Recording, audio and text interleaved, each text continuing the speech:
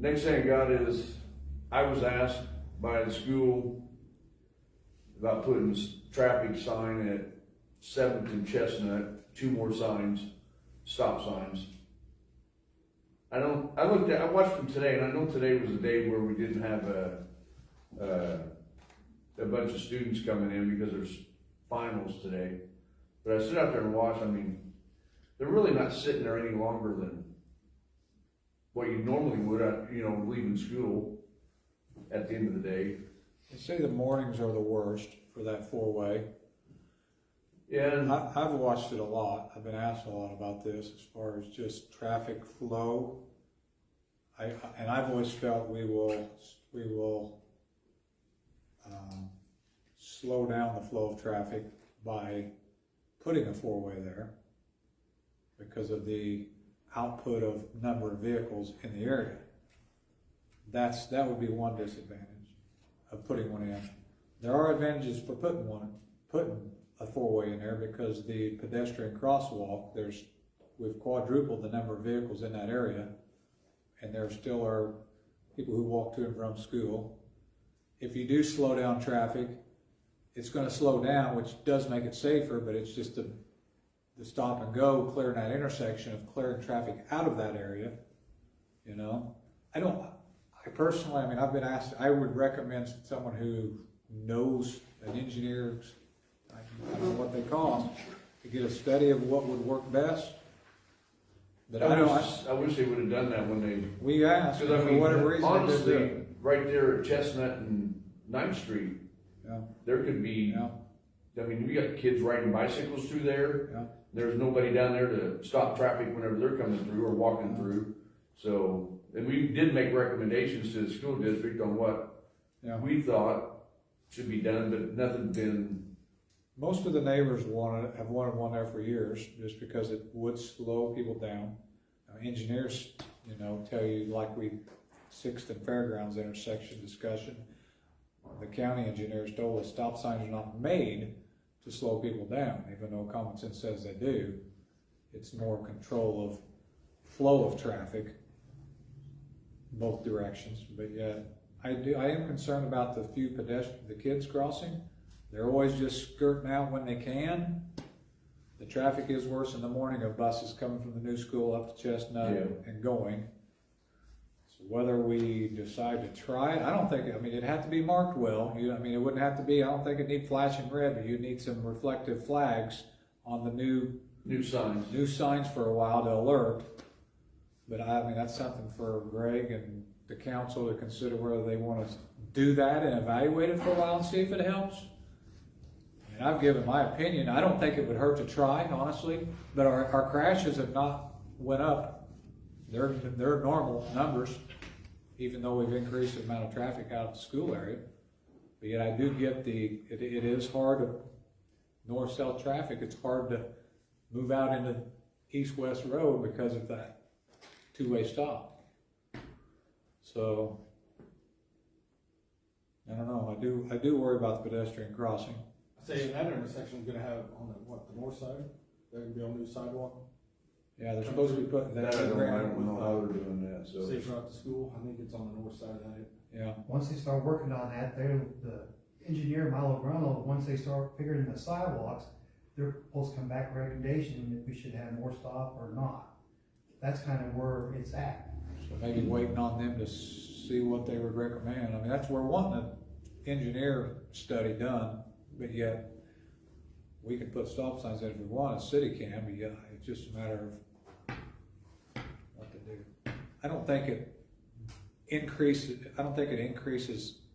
It makes it unsafe by putting a 4-way in. By no means. I think it increases safety. It will just slow things down. Bottleneck it. It'll bottleneck it. Yeah. On every event, games, school, everything. It will bottleneck stuff, but it's all over. They're all over the place at different schools you go to.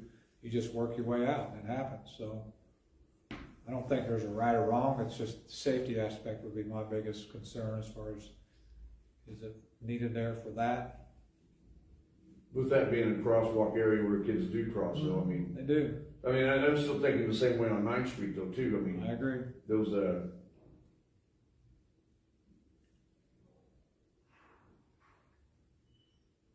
Could we try that on both areas? Put signs up, see what happens? What do you mean making 9th and Chestnut a three-way stop? And then put a four-way stop at 7th and 7th and Chestnut? I don't know about, I'm less lenient on 9th and Chestnut. But then again, I mean, I'm not a traffic engineer, I don't know. Yeah, Our traffic crash numbers they're not unusual either place. Pedestrian vehicle traffic crashes are not. So really, flow of traffic is your biggest reason to change it. I don't have the answer to that. Yeah, if you put a stop sign there, maybe just push your problems back a block too, I mean, just go down they'll just be pushed more back towards, towards the east where you're at. coming back down, yeah, 7th Street. North side of the road. I mean, 7th and Locust doesn't have, it's just a two-way stop there. And then it doesn't have another four-way stop until you get to Walnut. Yeah. So.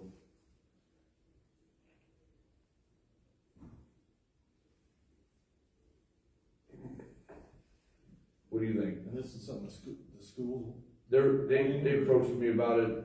This is more than one time that they've asked me The about bus it. drivers are really But struggling we've always with got getting back out to of the that same, we'd like to intersection. have a study done so we can see what, It takes longer for them to clear an intersection because of their size. and we asked them for a study before they even started doing the 2.5 school, years ago, we were out there talking. building the school, so. The chief was out there with Greg and I and engineers that, when he was first starting to build. They said they were gonna do it, and they decided not to do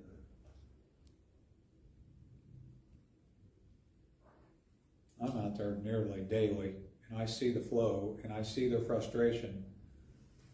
But it's not like you can't deal with it. I've even timed the amount of time, extra time they've had to stay there. It's not excessive, it's not like you gotta sit there for 2 minutes. They might have to wait another 15 to 30 seconds to clear the intersection, which is not extreme, but when they're on schedule, that all adds up, but I get their drift. but like I said, if bottleneck's there, that's gonna feed all the way back down Circle Drive in front of the school, I mean, that's gonna slow down quite a bit if you're inside the school area. Well, I believe, if I remember from the beginning of the school year, if they come out, if anybody comes out of the school in front of Circle Drive, they're supposed to go straight. They're not supposed to turn right.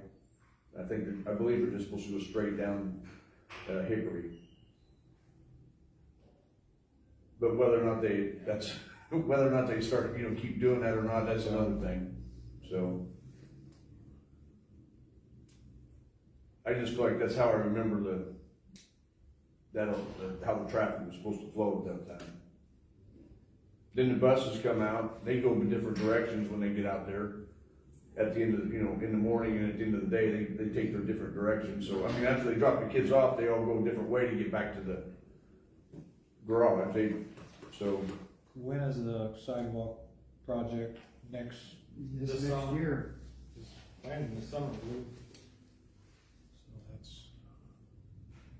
because their paperwork says in there, once they do the intersections, then they'll evaluate how they wanna deal with the traffic for the safety of pedestrians. I say it may need, if they put the sidewalk through there, they may want to. They might recommend it. Consider stop sign too, so. We've had so many issues down at Wilsonville. We've been dealing with that down there and really haven't done much with it. I know what they're doing down at Wilson, because that's been a mess for us. Just do it on a trial basis for a couple of months and see what happens.